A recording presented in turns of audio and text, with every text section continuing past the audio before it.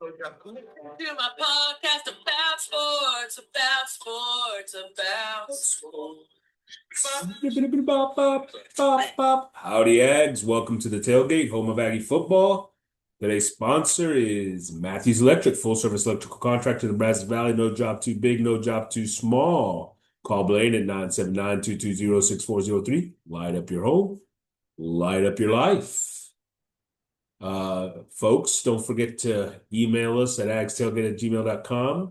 Please get on the YouTube and subscribe. Get in there, leave us some comments as well.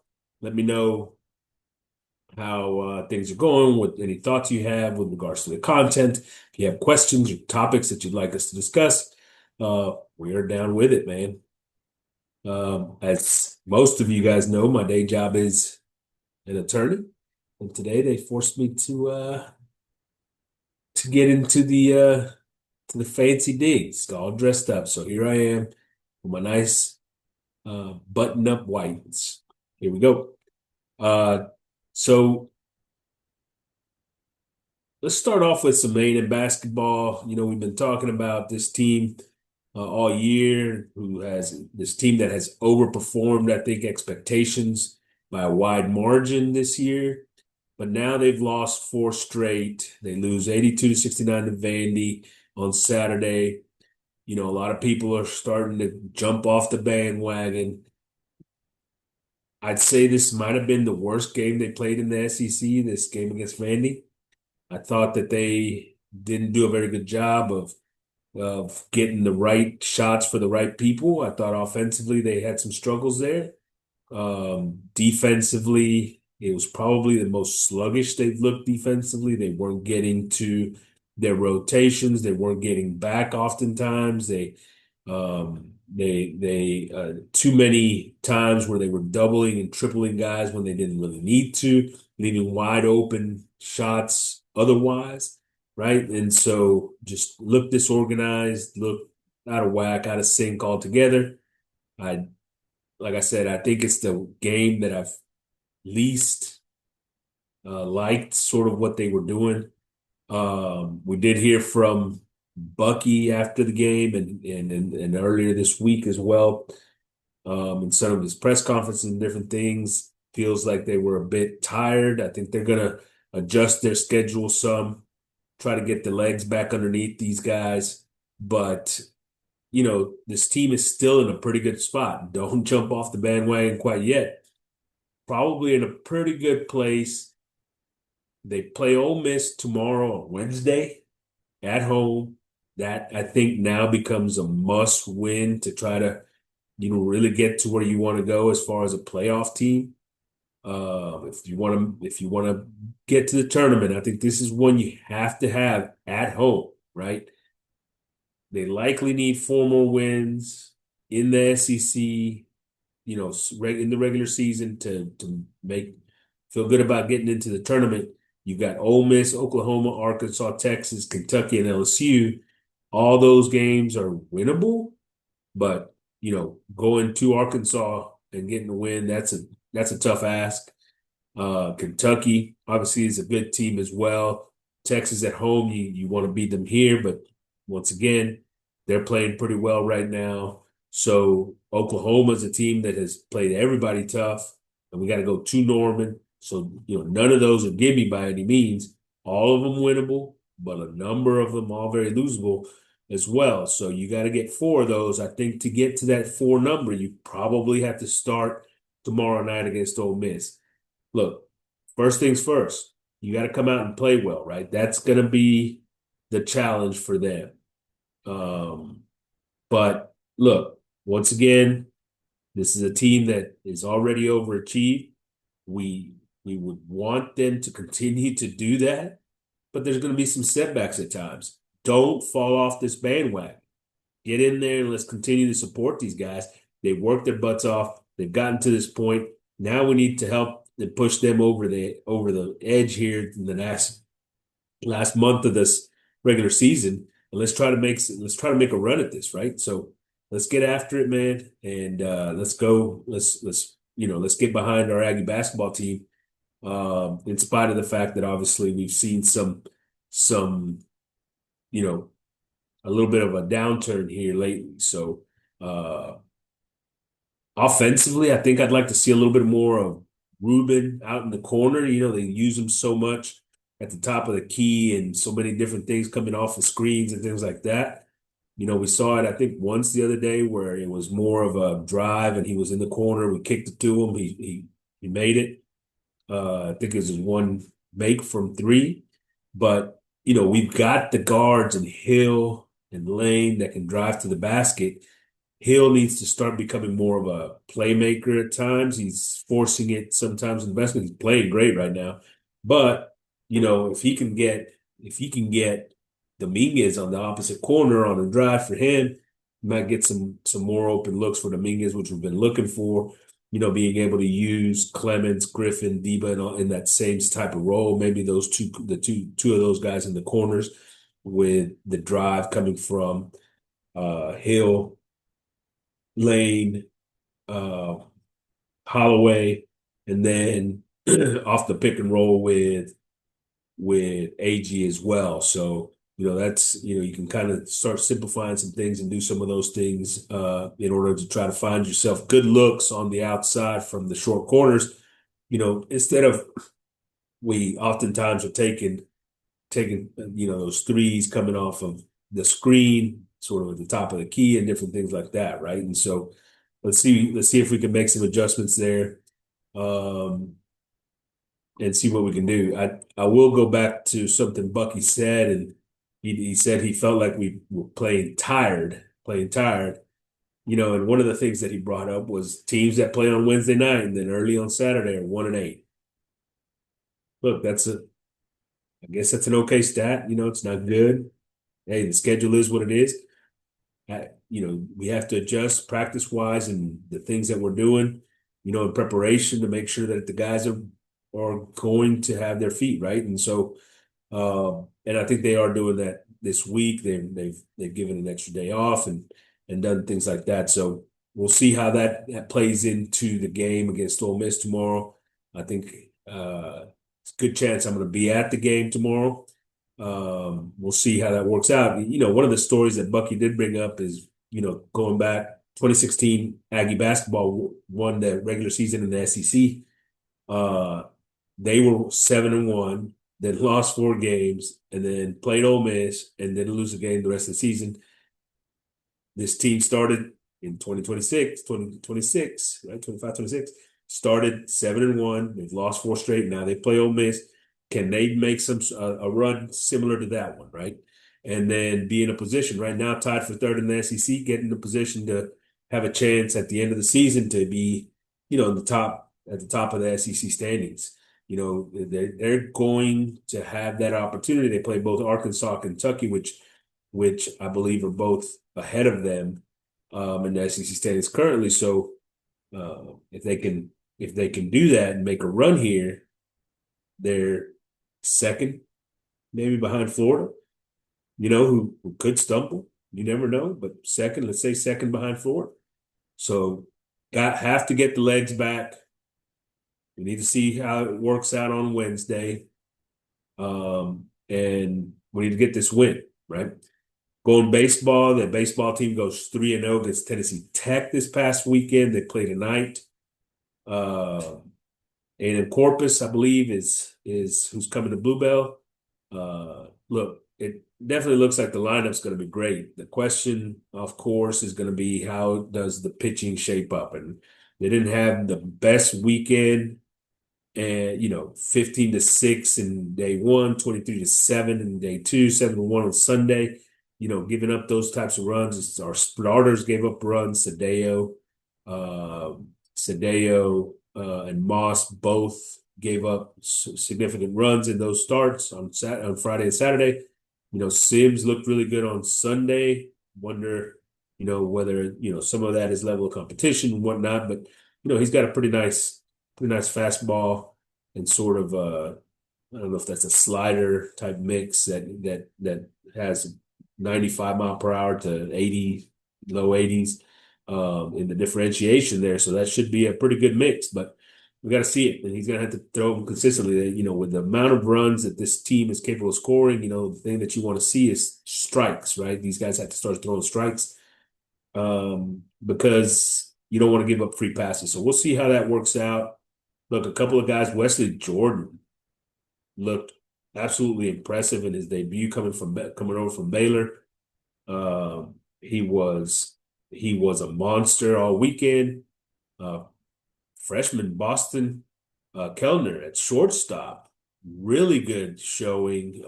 Great series. Sorrell is the absolute real deal. I think three home runs in the series. Has to stay healthy, but that dude's an absolute monster at the plate. Um, and then you got Hakopian, you got Grahovic, Keel, all good starts to the season. Jordan Wilson, another freshman that looks like an absolute beast at 240, 6'4", great athlete, He's getting some opportunities to pinch run and different things like that. We'll see how he develops, but dude is an absolute stud of an athlete. Will be a big factor for this team, and I think in the running game especially. Keel also has looked good on the bases and doing those things. So, good start. Pitching has got to shore up a little bit. Sadeo specifically, Moss specifically, those two guys have to take a step forward from their first weekend here. Got good performances out of the pen for Freshcorn and Darden. The rest of the staff sort of struggle. And so we'll see. We'll see how that comes together. And you always look at it and you always look at it and hope that you can make the adjustments and get those things done. So development from the pitching staff, I think, is going to be the big key to where this baseball team goes here in 2026. So let's turn to football. A couple of topics that are interesting to me. I heard this one. Looks like Bama is looking to drop the Ohio State from their schedule in the next couple of years. I think there was talk during the season about Texas that they would have made the playoffs if they didn't have Ohio State on their schedule. Teams seem to be gearing up to say, hey, let's not play a tough non-conference, 9 conference games in the SEC.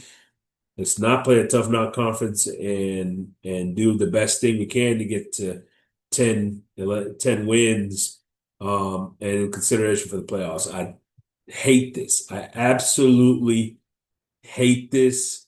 I think it's bad for the sport. It's going to limit the number of quality games across different conferences. Look, I would prefer A&M play quality opponents. I love the fact that we had Notre Dame the last 2 years, right? That is a good quality football game that we as fans get to enjoy, that fans all over the country get to enjoy. We want to see Texas and Ohio State. We want to see Ohio State and Alabama. Ohio State hasn't been shy about scheduling these things. I love that. Saban back in the day with Bama wasn't shy about scheduling big games.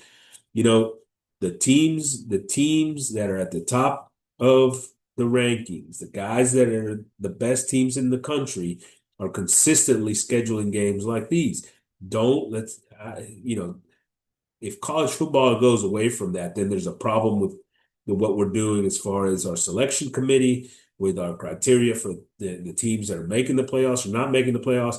We gotta rethink that, because if the decisions we're making are forcing these schools or not forcing, but encouraging these schools not to schedule these games, we're making the wrong decisions as a governing body for college football, right?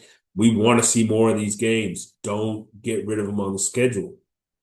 The Aggies now have Arizona State for a couple of years, Louisville, I think, for 2 years after that. Are those good matchups? Yeah, they're good matchups. Did they really get the blood pumping like Notre Dame did? No. No, they don't. Would we like to see a home and home with, I don't know, Ohio State, with Michigan, with Oregon, teams of that ilk, I personally would. I personally would. Let's go get Texas Tech. You know, these are teams that I want to play that are at the top of the standings. Let's go see where we're at. And, maybe you don't play them in week one, maybe you play them in week two or week three. But at the end of the day, those matchups are going to make you better as a team, one, as you go into conference play, and it's going to make the product that we're selling to our fans better, right? Nobody wants to see us play the Citadel. Nobody wants to see that. The fact of the matter is that those games are there. They're kind of fillers, whatever, man. That's not where the television money is. That's not where where the schedule makers are making their, all the push, whatever. Like we want to see these big time matchups, Miami, Notre Dame. Let's go play Miami. We did it a few years back. Let's add them to the schedule. Guys, teams that we believe are going to be consistently at the top of level of college football. Uh, at this point, I guess we need to go schedule Indiana, right? Let's do some home and homes with some of these big powerhouse programs because those are the games that we want to watch, man. Those are the games that bring the excitement on a year in and year out basis. Louisville, all right, maybe they're good, maybe they're not. Who knows, right? Arizona State, are they going to be any good next year? I don't know. They'll probably. So that's not really getting people excited, right? Let's schedule some of these games. Texas got Ohio State. They play Michigan, I believe. They got Ohio State this coming year in 26, Michigan the next year, and I think a series with Notre Dame after that. That's pretty good, man. I like what Sarkisian's done in that schedule, and I don't know if it was him, if this was already before him, but either way, like that's the type of schedule that I think fans get excited for. I prefer that to let's play a little scared here. Let's get rid of these big time opponents, and hopefully we can get into the playoffs with 10-2. If you're good, go play it. That's the way I see it. Elko had a presser this Monday, and a couple of things he talked about. It's just a lot of change, new coaches, both coordinators are new, 13 guys. One of the things that came out, 13 guys invited to the NFL Combine, so that means a lot of guys leaving for the NFL. Hopefully we can get double digits in sacks. By the way, 13 in the NFL Combine is most by the team in the country, I believe that's what I heard. But then, just a lot of change within the program with all the coaching moves, as well as the transfers, obviously, the freshmen coming in. And so I think that, we'll talk about it a little bit more here in a second. That's going to be a big storyline here for 2026 football. A couple of things that I got from Elko. One is sort of everybody's expecting, everybody believes that this transfer portals, you get these guys in the, especially let's talk offensive line, defensive line here. You get these guys in the transfer portal and come in, and those are going to be your starters next year, right? You lose 4 starting offensive linemen, you get 4 transfer portal guys. We're going to plug them into those 4 holes. And that's, that's your starting lineup with Naboo, right? Defensive line, you got a bunch of guys leaving. You still got Hicks here. Well, you get, the defensive tackles from North Carolina and Saka, and you're just going to plug those guys in, and there's your starting defensive line. I think the thing that I got most from Elko is the fact that, yeah, these guys are coming in to compete for those spots. But I think that they are also very excited, and we've talked about this, about the young guys that are already on campus on the offensive line. Guys like Rogers, like Bordon, like Afua, like Ivy, guys like that are going to be in the mix for those starting spots that are going to go compete with the Formbies, the Adams, and all those guys, right?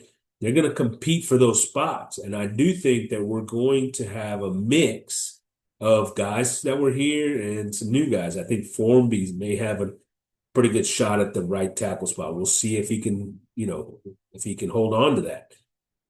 but I think Rodgers has a chance to compete with Adams as well. Rodgers a big time 5-star guy. We'll see where his progress is, right? Afua, Ivy, two of those guys may both start at guard, you know. So you get some different guys in there. I think that his whole point is he wanted the competition. He wanted to be able to bring in guys that had experience and now let them go try to earn spots. We're not just giving these away to the transfers just because we feel really good about the guys that are already on campus. And I believe that. I believe that they do feel good about the guys that were on campus. And I do expect, like I said, a couple of those guys to actually take those starting spots. Another one, defensive line wise. I also believe that about the defensive line. Look at the guys in Rink. That is a guy that, I think everybody's got pretty high expectations for. Searcy and Hicks, both guys that are probably going to be starters for this group. Jones, can he be a guy that's also starting, right? So I would expect that some of these guys that have been here, Sims as well is another guy that was a freshman last year, defensive tackle. Can he get into the mix? Sanders, can he get into the mix? I think Sanders, especially, along with Rink, are the two guys that I think are definitely gonna get reps. Can they get starts, right? Or is it going to be the guys that were brought in through the transfer portal? So Mims is, from North Carolina, and the guy from Colorado, Davis Swain, if I Davis Swain or Swain Dave. Anyway, I think he's a guy that's going to be a player on this defensive line. Question is, what's that mix? My point being is, don't just sit here and talk about the transfers, right? It's not going to be all transfers. You're going to get a lot of production, especially on the front lines, from the guys that were already on campus. At cornerback, you shouldn't eliminate that possibility either. A lot of young guys at corner that can make plays. It's not just doesn't have to be, the transfer that takes those positions at nickel and corner, outside corner. So keep an eye out for that. At linebacker, another guy, yeah, I think I talked about Sanford. I think Sanford's going to be sort of the biggest playmaker at that linebacker group, but don't necessarily just expect that it's going to be Coney at the other spot, right? I think that, and you get this from from Elko's conversation, Lockhart and McHale are going to be a big part of that, right? Those two guys are guys that have shown pretty well, that are competing. And I think, one, they're more familiar with the system, but two, both of those guys have gotten better as they've been in this system longer, right? And they're both guys that have probably better athletic traits than maybe a guy like Coney and a guy like York even from last year. So those are some thoughts. Those are some things I got from Elko. I think he's excited about where this offense can go under Wiggins, and that's going to be big. And we'll talk about that here in a second. So let's move into some expectations for the 26 football season, right? Early expectations. We've still got a long ways to go. We've got to see some things develop. You got to see all those things in the spring, see how things go in the fall or fall practice, fall camp. But for example, SEC Mike on that SEC podcast, he's got the Aggies at 8-4, 8-4 next year. Others saying 9-3. Look, what do we think is an acceptable record for Mike Elko? Well, I'm going to tell you, I don't think 8-4 is acceptable. I think if this team goes 8-4, then we've just taken a step back. We've just taken a step back, and now this is, it really does away with any accomplishment we had this past year. I think the key for teams that want to get up into that upper echelon, just like Indiana did this past couple of years, is you don't follow up a good year, a really good year with a bad year. You follow up a really good year with another good year. right? That's how you become one of the staples at the top of this whole system, right? That's how you become an Ohio State, get the respect of Georgia and all those kinds of teams, right? Indiana now, who everybody has got just consistently up there, in spite of the players that they lose this year, right? And so the way you do that is by coming back out and doing it a second year in a row. If you take that step back, I think that I think that you're basically giving everybody the excuse to say, hey, yeah, this A&M program is really not an upper echelon program, right? They're a tier under that. And so can you prove, because I think this is the biggest year for Elko. This coming year, 2026, is the biggest year for Elko as A&M's football coach. Why? Because if he's able to maintain that playoff standard, I think that you're also going to get an influx of talent, and now also a consistency that allows players to believe in it, allows the support to continue to pour in. We can get past all the, money that was spent on the prior coaches, so on and so forth, and let's start really just building in the things that we need for this program to be continuously successful, right? And so the support system, the better players, all those things are going to jump if now they can take this to another level, in 26. If they fall back, you're going to have the naysayers, you're going to have the questioners, you're going to have all those things. You're going to have players leave, right? Elko talks about, oh, we're more NFL players. Well, the fact is we won more, so more guys are going to get drafted, right? If you win more, you're going to get more players come in the transfer portal, more high-end, high-quality players. You're going to get more high-end recruits, so your recruiting class is going to be better. That's just the way it goes. That's just the way it goes. So can he maintain the expectations and production that he set for this Aggie program in 25, right? If they're worse, then they're going to take a step back. If they take a step back to 8-4, I think Mike Elko ends up being another one-year wonder like Kevin Sumlin or even Jimbo, who had one good year, right?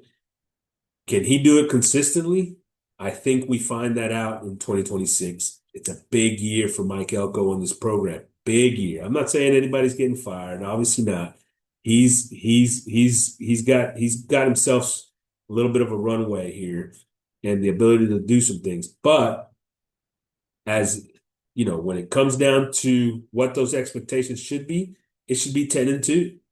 10-2 in the regular season, playoffs, and then go from there, right? So what needs to happen to make that run? What needs to happen to make that run? All right, so let's start with the defense. And I think this is the key here, guys, because Elko is the defensive coordinator, right? He's the guy calling the plays on defense. Even, Hemphill's taken that role. I think we've taken a step forward with Hemphill over Bateman. I think he's an improvement. We'll see if he can also influence Elko in this way, because right now, this defense does have some problem areas. Let me give you some numbers. This defense was 80th in the country with 57 plays of 20-plus yards. 80th in the country with 57 plays of 20-plus yards. They were 109th in the country with 21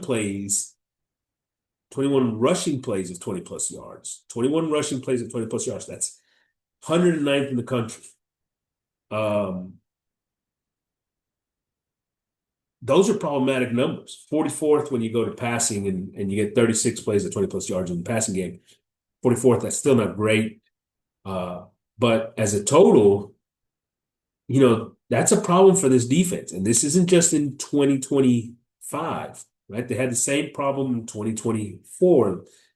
Elko's defense have had the same problem in other years.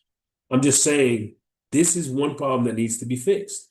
We talked about the big plays that this defense was giving up, and we've talked about some of the issues and reasons why. But now you pair this with the fact that they don't create turnovers. 119th in turnovers, only 10 turnovers all year, 3 interceptions, 7 fumble recoveries. Just to give you an idea, Texas Tech had 32 turnovers created. 32. We had 10. 10. That's ridiculous. Miami, 25. Texas was best in the SEC with 23. You need to get to 20, right? At least double the number from last year. And then here's the last one. Last numbers. Red zone conversion on defense, 128 at 91.4% points conversion. 91.4%. 128th in the country giving up points. And of course, that's true because if they get in the red zone, we don't create turnovers. So they're going to kick at least a field goal, right? Touchdown, 53rd in the country in touchdown percentage at 57.5%. That's not good either. That's not good either. Okay? So now you take all three of these numbers. Defense otherwise, probably pretty good, right? But explosive plays, horrible, horrible, horrible. Red zone percentage, horrible, horrible, horrible. And turnovers, horrible, horrible, horrible. Those three things are going to kill you. Going to kill you. But these numbers are a product of Elko's scheme. They're a product of Elko's scheme. So he's got to make some changes. Why? Look, I listened to I saw Elko at a coaching clinic, and you can hear him, and he tells you he's afraid of giving up those big plays. So anytime he's bringing a blitz, he's got his corners backed off, right? Soft coverage on the outside. You're automatically giving up those quick plays, right? Quick hitters. And the offenses know, just get rid of the ball quick. Maybe that wide receiver makes a move, whatever. But most importantly, that ain't going to create a turnover. They're going to create a negative play, right? The defense isn't creating negative plays from these blitzes. So, unless the offense runs into your blitz and basically you create a negative play, you're creating you're doing the opposite, right? You're giving up either an easy completion, or in the run game, if they bust through the blitz, that's out the door, right? And so it's a problem. That is a problem. You can't mesh these two things of we're going to blitz and bring pressure, but yet we're going to back up the coverage. It's easy peasy, man. Just get the ball out there and let the athletes make a play, man. That's what I would do all day. So those two things don't mesh. He's afraid of giving up the big plays, but that also creates a problem with the defense creating big plays, right? You're not going to create big plays that way. That is part of the reason that we had such a hard time at times getting off the field with some of those big plays at times, right? Because we still can be susceptible to that. It's kind of the opposite of what you need to do. You're going to bring a blitz. Well, bring your damn corners up in there. Take away the quick throws. Force these guys to do something over the top. It's a harder completion. But take away the quick things. Force teams into tougher throws and more risk, and go create turnovers. Not only in more interceptions. Yeah, let your safeties be aggressive maybe and jump some things out there, and so create some interceptions that way. Let your quarterbacks make some plays one-on-one with a wide receiver, right? Make some picks, do some things, get some interceptions. But also, force a quarterback to hold that ball just that second longer to where your blitz can get there, right? Your blitz can get there, and now you create another fumble, an opportunity for a fumble and another turnover, right? He's got to do these things to mesh the concepts to increase the chances for big plays for a defense. His lack of aggressiveness also leads to bad red zone performance, right? No turnover means at least he gets a field goal, okay? So if you're not doing those things to try to create more turnovers, being aggressive on the outsides while you're bringing pressure, the turnovers don't happen in the red zone, just like they don't happen on any other part of the field, right? So that's one thing. But then you think about the problems that this defense has, right? In the run game. What do people like to do in their red zone? Run the football. Why? Because it's a smaller amount of field with smaller windows in the passing game. So quarterback run, okay, that's a problem for this defense. That's a problem in the red zone. Covering tight ends and running backs in the passing game. Problems for this defense, problems in the red zone. So those things create red zone problems. So now, how do you fix all that? How do you fix all that? Well, you got to learn how to be more aggressive, right? How to be more aggressive with your corners when you're bringing the blitz. I think this year, look, we're replacing Cassius Howell, the best pass rusher, we've had in several years, right? And the SEC Player of the Year guy. And so, where are you going to create the pass rush? Well, it ain't going to be the one-on-one pass rush anymore. Hopefully, Marco Jones takes a step forward and he can produce some of that. Hopefully, you can get some of that with maybe some interior pressure with Riggs, DJ Hicks, David Swain, those guys, whatever, right? So maybe Saka gets into the mix there and he becomes a player. But I think you're going to have to do it by using the blitz more, especially the linebackers in the blitz game. I was talking about Sanford and how big of a big playmaker he was last year. He was a guy that made big plays for this defense. Let him get into the pass rush. Let him start that process of making those plays, right? Bring those other linebackers. Let's use them in the blitz. And now you bring numbers, bringing 5, 6 guys, letting your corners man up. We talk about how good we think these cornerbacks are. Let's bump and run these guys. Let's press and man them, and let's see what happens, right? Let's let them play, and choose your matchups. Choose your matchups. If it's a bigger receiver, figure, you probably don't want Ricks on them, right? You probably are gonna want, Gibson or maybe one of the young guys out there, Humphrey or something like that, right? And make those matchups. And quicker guys, maybe Ricks is more of a matchup for those guys. And so, match up guys depending on who that opponent is and the physicality that you need out there in the corners. But let them play one-on-one. Let them go out and make some plays. Let them be aggressive, knowing that, hey, you may give up a big play because here's the thing. We're bringing pressure. We need to get home, right? But you've got to mesh those concepts together. You can't use one while doing the other, right? You can't bring the blitz and back up your corners. Can't do it. You're just giving up a quick throw. So that's going to be big, right? More blitzing. Linebacker should be a big part of it, of the pressure. We talked Jones, Saka, defensive end, Ring, Davis, Swain, the defensive tackle. David Swain, the defensive tackle. More linebacker blitz. But you didn't do it as much last year, I don't think, as far as those blitzes, those blitz packages.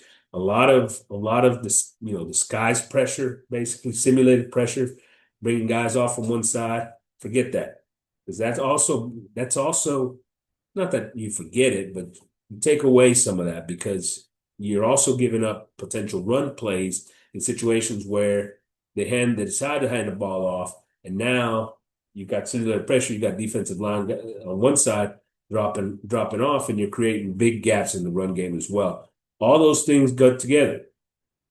They need to be more aggressive, willing to give up big plays, but also creating big plays, right? And by big plays, I'm talking in the pass game more than the run game, right? They have to shore up the run stuff. Part of that is understanding when you play, you have to have another safety in the box at times, right? Why? So that you can make sure that your guy's not trying to cover a gap from 20 yards deep, right? We had that problem. People talk about the tackling problems for the safeties. Well, if you're trying to tackle one of the top athletes in the country and there's a 7-yard gap that he's running through, it's damn near impossible to make that tackle, right? Now, if that's a 2-yard gap, 1-yard gap, then it's a lot easier for that guy to come in there and make a play without getting juked or whatever, right? And so you got to take into account those things. of making sure that those you're not creating big opportunities for offenses because of the space. Cut down on that space. Offensively, offensively, just needs to be more consistent and better in the red zone, right? Red zone scoring last year was 92nd with 80%, 81% scoring in the red zone. 92nd in the country. Touchdowns, 62nd at 62%. Neither one of those numbers is good. They're not good. They're not good. So we have to be better and more consistent, right? In the red zone. Basically, if the run game wasn't working, we didn't have a very good red zone offense. Period. Right? So didn't do a very good job on a couple of things that were very obvious. Didn't do a very good job in the read game. There was oftentimes, whether it's Marcel actually reading or if they were calling it already, but like it was predetermined, right? He was going to give this. Times where he should have pulled. He didn't do a very good job in that read if he was reading, and if he didn't, and if it wasn't a read, then the calls were wrong, right? And so there wasn't a lot of that.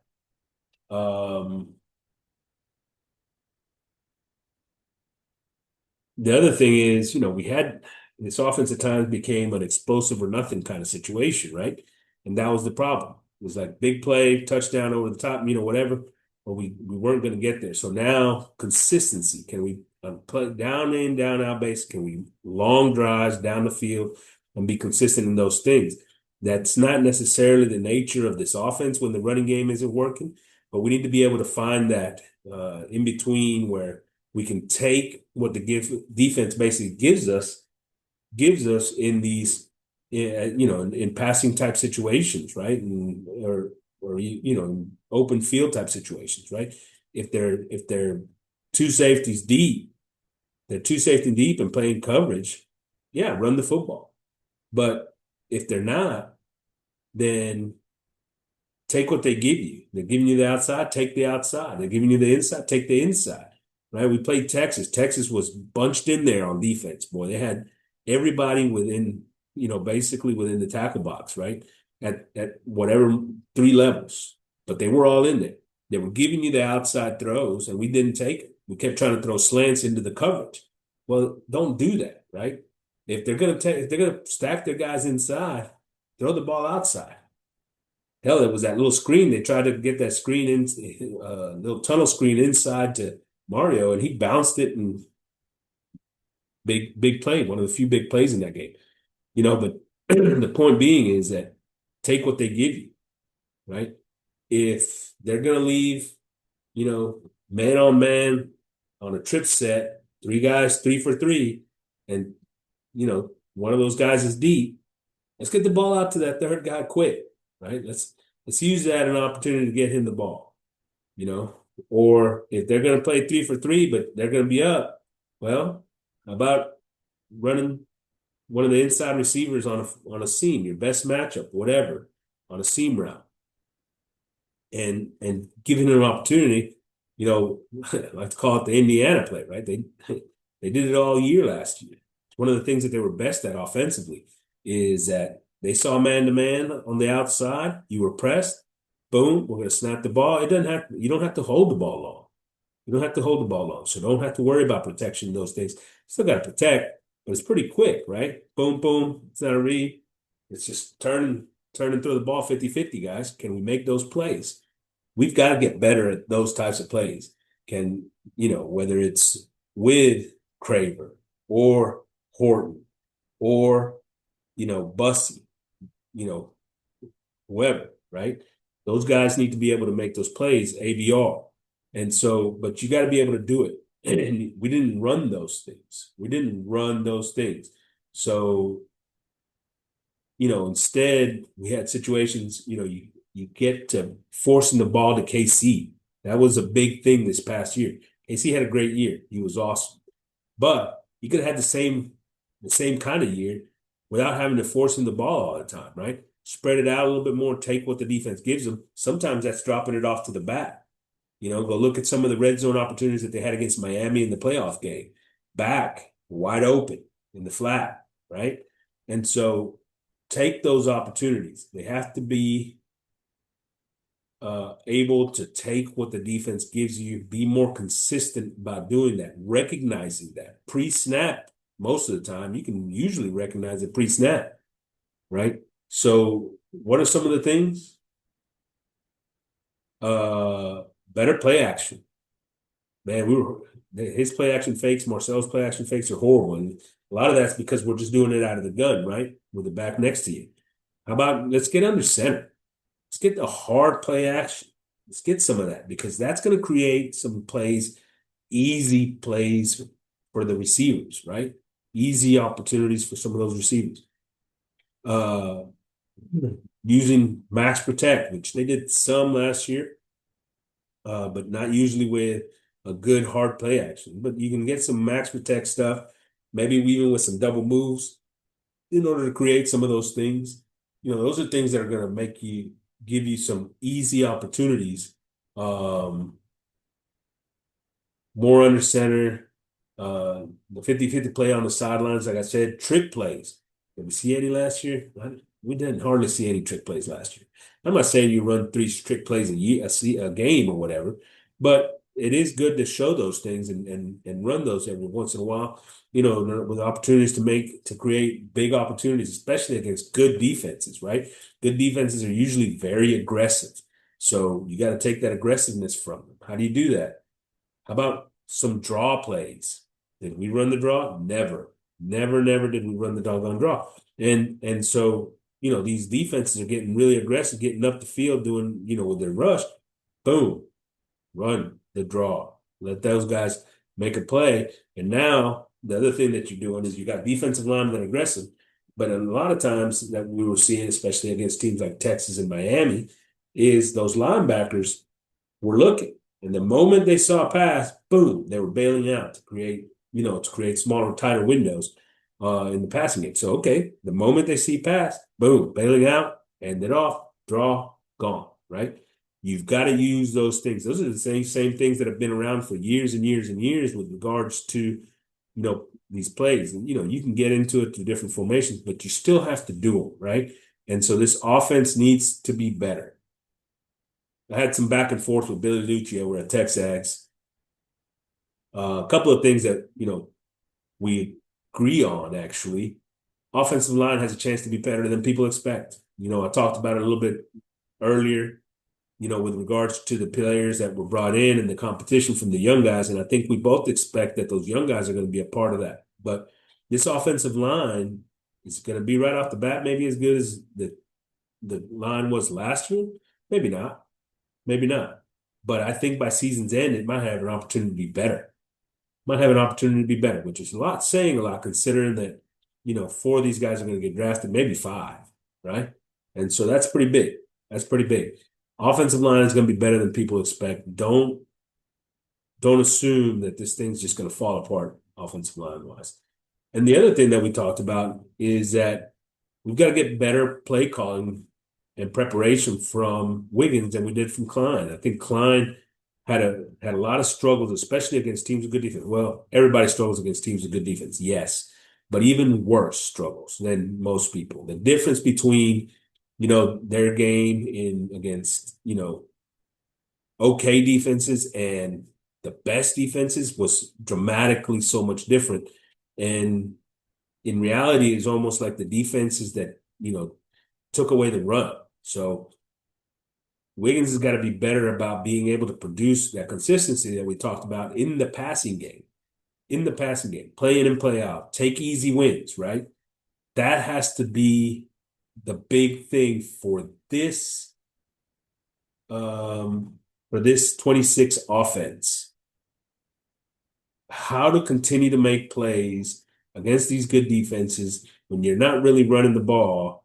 How do you continue to make plays?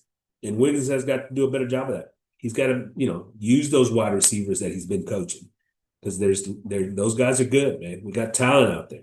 Allow those guys to make plays, give them opportunities to do so. Don't think that everything has to be super genius, right? If you got a matchup, you got 3 bodies on 2. Let's get the ball out there. Let's go let those guys make plays in those situations. Numbers are easy, right?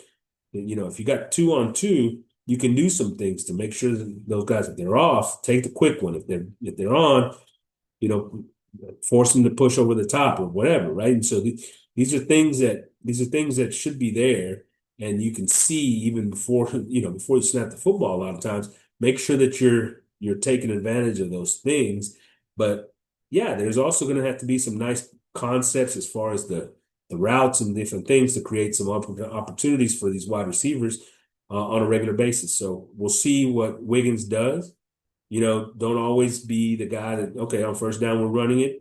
Second down, we're second down and long, we're going to throw it. And second down and short, we're going to run it. Like, don't be consistent, right? If they're playing you to run the football on first down, don't be afraid to throw it on first down and take advantage of the defensive formation, right? Don't be on second and long. Don't be afraid to hand it off because they're dropping the two safeties deep, and now making it hard for you to throw the football.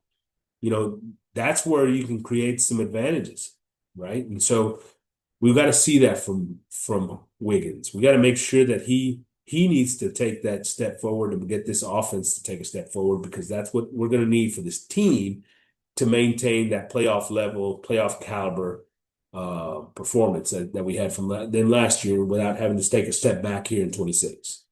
Questions from the tailgate, brought to you by Frida Homes, building Aggie dreams, custom home builder with over 15 years of experience in the Brazos Valley. If you're looking for someone that cares about you and the details you care about, contact Frida Homes. Give Justin a call at 979-450-4466. When you call, just remember, everyone loves their Frida home. Who will be the leading rusher for A&M in 26? So this is a question coming off some topics that I've seen floating around there in the internet, that this team didn't do enough in the portal with regards to running backs, and I don't necessarily agree with that. Like, could you have added another body? Sure, but I think there are sufficient backs on this roster, high level backs on this roster. I don't think you needed another one, right? You got Ruben Owens, who, 5-star guy, yada, yada, yada, all the hype in the world. Look, I don't think he's your number one guy. I don't.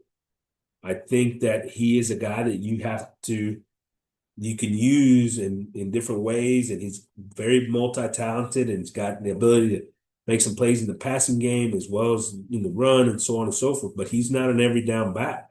He doesn't have that consistency and vision and the way he cuts and finding the hole and staying true to that hole and doing all those things, right? Those aren't his skill sets. He's a big explosive guy, though.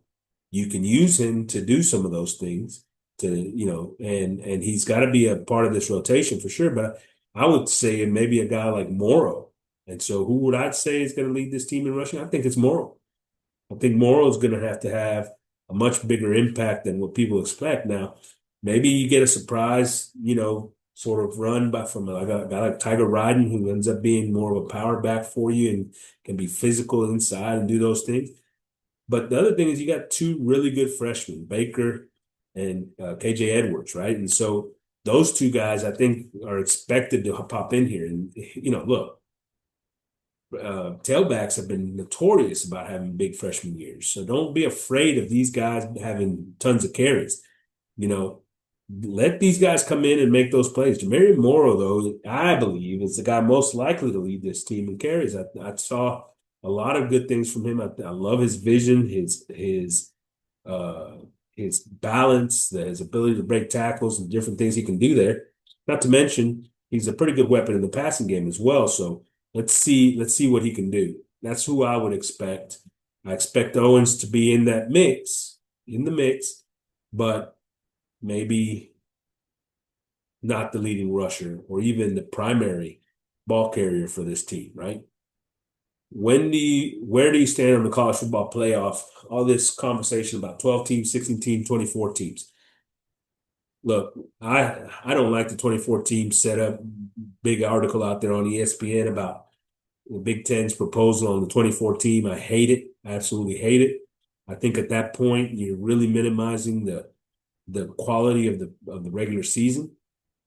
I guess the one thing that you would get is what we talked about earlier. Maybe these teams will start scheduling each other again, because you can lose that game and still make the playoffs.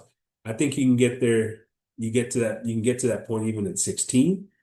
At 16, I think at 24, you're really losing, the value of the regular season. There's so many teams that get in. I don't like it. I think you're taking away from the regular season. One of the things that we love about college football is how important every single game is. Well, the moment you start adding so many teams to the playoff, those games are not quite as important. So um, let's keep the importance of the regular season up there, and let's keep the number of teams in the playoffs down a little bit. I mean, if we got to go to 16, I understand that. I think that's where it's going. I like 12, to be honest with you. I thought it was awesome. The end of this year, the teams that were on the bubble and on the cusp and all the, heck, you lost 3 games. Sorry, you're not in, right? Not in. And I like that.